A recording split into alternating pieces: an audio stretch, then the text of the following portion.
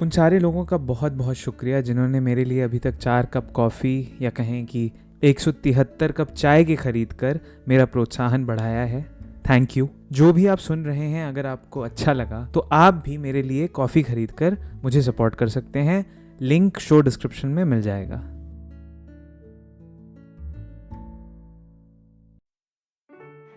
वो सिर्फ एक कुत्ता नहीं होता, वो एक फैमिली मेंबर होता है जिसको आप प्यार करते हो, जिसकी आप केयर करते हो, जो आपसे अनकंडीशनल प्यार करता है। वो अलग ही फीलिंग होती है कि कोई है जो आपका वेट करता है। मेरे लिए मेरे कुत्ते सब कुछ हैं। सच कहूँ तो इन कुत्तों की वजह से मेरा प्यार जानवरों के लिए बढ़ सा गया है। मुझे अब जाकर रियलाइज़ होता है कि ये आपको कितना प्यार दे सकते हैं। मुझे जानवरों को पालते हुए 5 साल हो गए हैं और हर दिन मेरे लिए एक्साइटिंग होता है। पेट्स हमारी जिंदगी में बहुत महत्वपूर्ण भूमिका निभाते हैं। उनके प्यार और समर्थन की जगह कोई ले ही नहीं सकता। बहुत खुशकिस्मत है वह लोग जिनके घर में पेट होते हैं। बिना स्वार्थ के प्यार बांटना बस उनको आता है। मैं आज भी स्कूबी को मिस करता हूँ। यूँ तो मैंने कई जानवर पाले हैं, पर जो बॉन्ड मेरा मेरे अपने कुत्ते स्कूबी के साथ था, वो किसी भी और जानवर के साथ नहीं हुआ। My one humble request to all the pet lovers, जो भी आप पेट्स घर पे लेके आएं, please be sure that you have enough time to take care of them. They're not just toys to be played with. हमें ये भी समझना है कि वो पूरे जीते जागते जीव हैं जिन्हें उतनी ही केयर की जरूरत है जितना कि छोटे बच्चे को। Please take care. नमस्कार, मेरा नाम है पार्थ। आप सुन रहे हैं ध्वनि।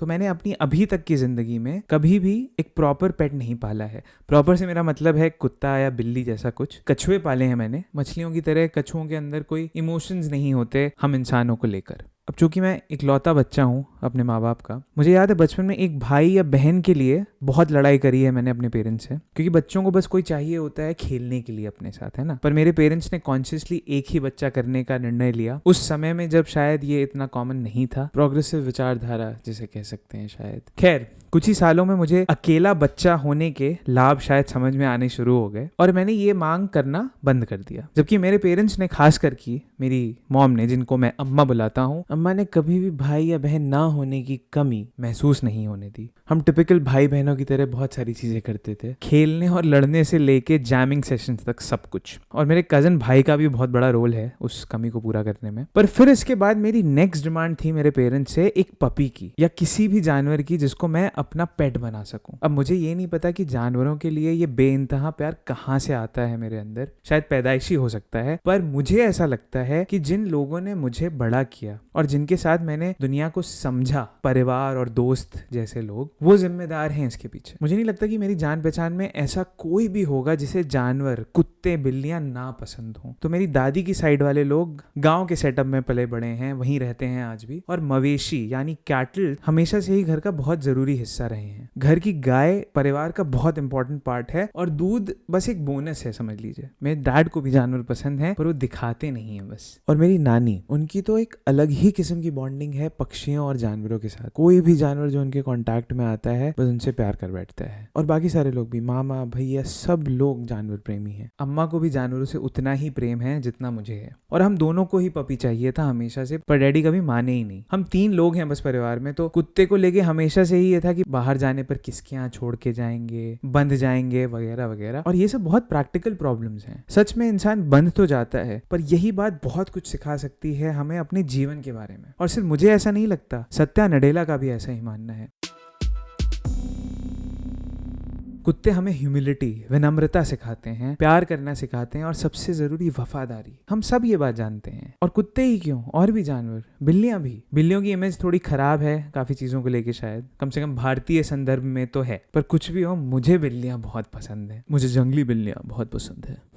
बिल्लियों पे एक बात मेरी एक दोस्त एना ने मुझे बताई, जो मैं आपको बताना चाहता हूँ। उसने ये देखा कि आमतौर पर उसका और बिल्लियों का नाता अच्छा रहता है, पर उसकी एक कजन की बिल्ली उससे बहुत चिढ़ती थी फॉर नो रीजन, और वो हमेशा उसको काटने, खरोचने और पंजा मारने की कोशिश करती थी। तो उसका ऐसा मानना था कि जब ये बिल्ली बहुत छोटी थी तब लाई गई थी, when she was a kitten. Basically, तो उसको जरा भी वक्त अपने भाई बहनों के साथ रहने को नहीं मिला। और कुत्ते बिल्लियां अपने भाई बहनों से खेल कर, लड़ कर बहुत कुछ सीखते हैं। तो शायद उस बिल्ली को कभी पता ही नहीं चला कि किसी को काटने पे जो दर्द होता है वो कैसा होता है। तो एक तरीके से उस बिल्ली की कोई गलती नहीं थी कि उसको ये सब पता नहीं था, उसको वो इमोशंस कभी एक्सपीरियंस करने को मिले ही नहीं। बड़ी इंटरेस्टिंग एनालिसिस लगी मुझे ये।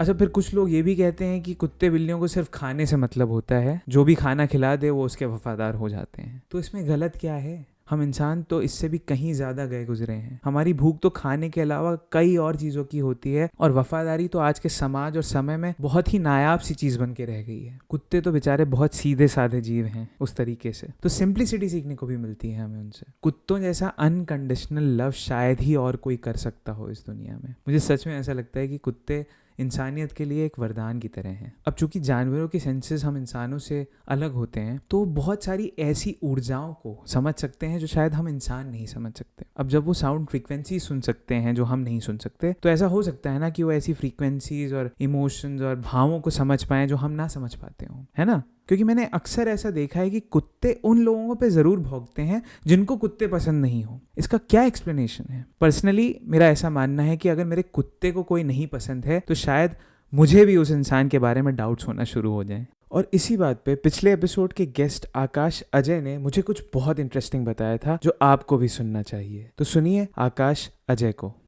2008 में जो सुनामी आया था उसमें हमें ये पता चला, कुछ मछुआरे जो कि हिंदुस्तान के तटों पर रहते थे, उनसे ये खबर आई कि उन लोगों ने समय से पहले ही, सुनामी आने के समय से पहले ही उन्होंने उस जगह को खाली कर दिया। या तो अपने गांव खाली किए या तो अपने परिवारों को लेकर वो लोग वहां से बाहर हो गए। और उसका कारण उन्होंने ये बताया कि वो लोग जब अपनी मछलियां पकड़ने के लिए बीच समंदर में जाते थे तो गहरे पानी के पास में उन्हें जिस तरह की मछलियां पकड़ में आई उनके जाल में, वो मछलियां नहीं थी जो वो उनको हर दिन मिलती थी। ये वो मछलियां थी जो कि उनके अनुसार गहरे पानी की मछलियां हैं। और जिसको देख के उनको समझ में आया कि अगर गहरे पानी की मछलियां सतह के आसपास तैर रही हैं, मतलब हो सकता है कि गहरे पानी में कुछ ऐसा चल रहा हो जिसकी वजह से वो वहां नहीं रहना चाहती। और वो एक छोटी सी चीज को उन्होंने समझ के, उस पे एक्नॉलेज करके उस पे उन्होंने एक कदम उठा लिया। ये बात यहाँ के क्लाइमेट एक्सपर्ट्स को भी नहीं समझ में आई, बट जो लोग वहां पे रह रहे हैं रोजमर्रा की जिंदगी में, जो दुनिया की उस भाषा से रोज बात कर रहे हैं, उनको ये बात समझ में आ गई।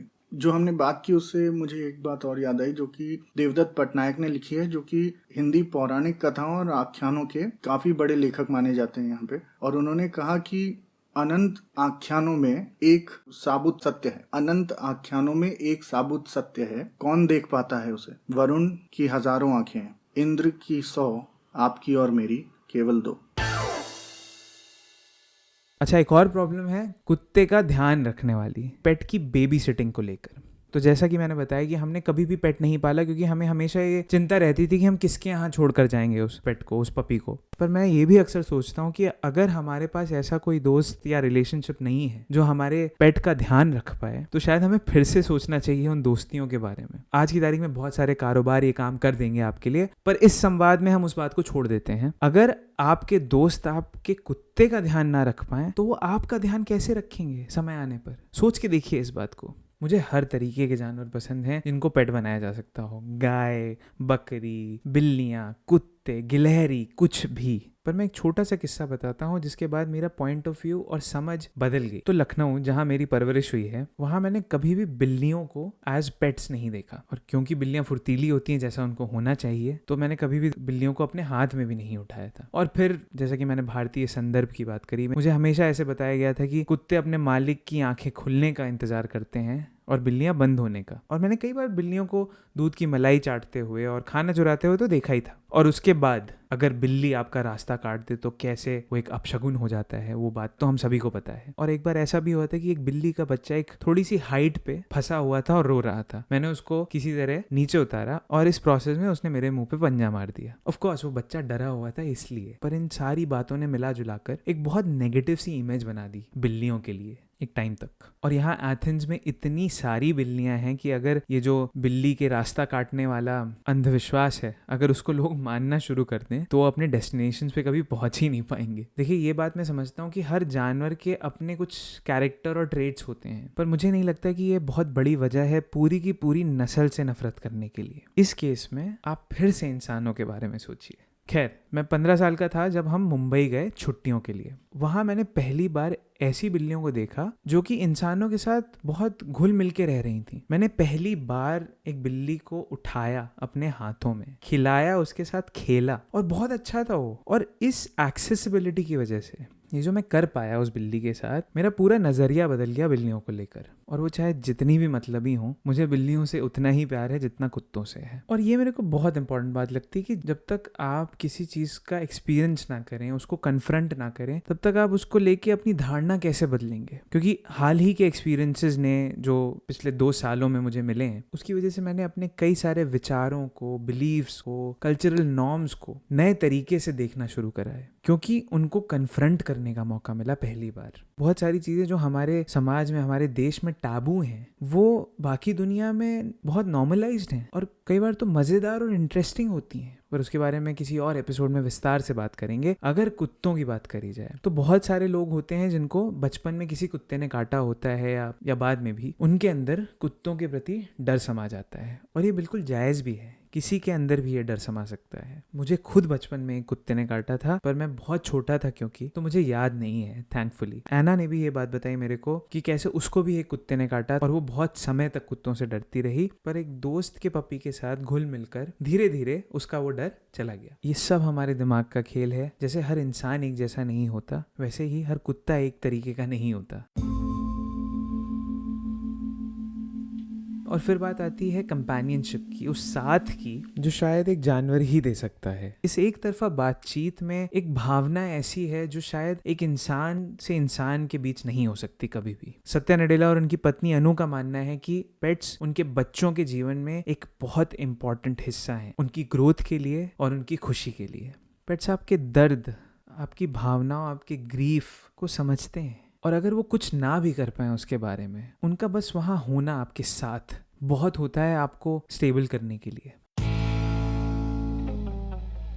अभी हाल ही में प्रधानमंत्री मोदी ने ये बात कही है सबसे कि अगर हमें कुत्ते पालने का मन है तो हमें अपनी भारतीय नस्ल को अपनाना चाहिए। पर इस बात को मैं कुछ सालों पहले ही मान चुका था अपने एक बहुत अच्छे मित्र की वजह से, जिनको आपने शुरू में सुना कुत्तों के प्रति अपना प्यार बताते हुए, जिनका नाम है अभिमन्यु। अभिमन्यु कुत्तों के पीछे पागल हैं। वो ध्वनि के को-फाउंडर भी हैं। क्योंकि बहुत सारे लोगों की तरह मुझे भी दिखाऊ कुत्तों में ही रुचि थी, लैब्राडोर्स और डाल्मेशियंस और जर्मन शेफर्ड्स जैसे। और मैंने कभी ये सोचा भी नहीं था कि सड़क के कुत्तों को भी पाला जा सकता है और वो भी पेट्स बन सकते हैं अच्छे। पर आज मैं ये बहुत गर्व से कह सकता हूँ कि अभिमन्यु का कुत्ता प्रेम देखकर मेरा दिमाग खुल गया है अब इस बात को लेके, अगर किसी भारतीय को कुत्ता पालना है तो उसको इंडियन ब्रीड अडॉप्ट करनी चाहिए, देसी नस्ल जिन्हें अक्सर कहा जाता है। क्योंकि एक तो इंडियन ब्रीड्स को अडॉप्ट करना बिल्कुल फ्री है, मुफ्त है, और साथ ही साथ ये बहुत अच्छा काम भी है, बहुत नोबल काम है। अभिमन्यु ने पिछले 6 सालों में, जब से हम एक दूसरे को जानते हैं, कई सारे कुत्तों को रेस्क्यू किया है, अडॉप्ट करवाया है उनको। और अगर आप बैंगलोर में हैं तो आप अभिमन्यु से जरूर बात कर सकते हैं। अभिमन्यु को बहुत अच्छा लगेगा आपसे बात करके, आपकी हेल्प करके। उसके अलावा एक एनजीओ है जिसका नाम है पीपल फार्म, जिसको मैंने फेसबुक के थ्रू डिस्कवर किया था। रॉबिन जो कि को-फाउंडर हैं पीपल फार्म के, और उनकी टीम बहुत ही कमाल का काम कर रहे हैं एनिमल रेस्क्यू को लेके, वीगनिज्म को लेके और एनवायरमेंटल कंजर्वेशन के एरिया में। आपको इनका काम जरूर चेक करना चाहिए। इनके फेसबुक पेज की डिटेल्स मैंने शो डिस्क्रिप्शन में डाल दी हैं, और अभिमन्यु का इंस्टा हैंडल भी। एक पेट रखना अभी भी शायद लग्जरी मानी जा सकती है बहुत मायनों में, पर अगर आप अडॉप्ट कर सकते हैं तो जरूर करें। स्टडीज कहती हैं कि पेट ओनर्स का blood pressure, cholesterol, depression significantly कम होता है नॉन पेट ओनर्स से। और ये तो फैक्ट है कि जिनके पास कुत्ते होते हैं वो लोग अन्य लोगों से ज्यादा एक्टिव और फ्लेक्सिबल होते हैं। और प्लीज़ कोशिश करिए फैंसी ब्रीड्स के पीछे ना जाने की, कोई ज़रूरत नहीं है खरीदने की। आप बस सड़क पर निकल जाइए, आपको तमाम ऑप्शंस मिल जाएंगे अडॉप्ट करने के लिए।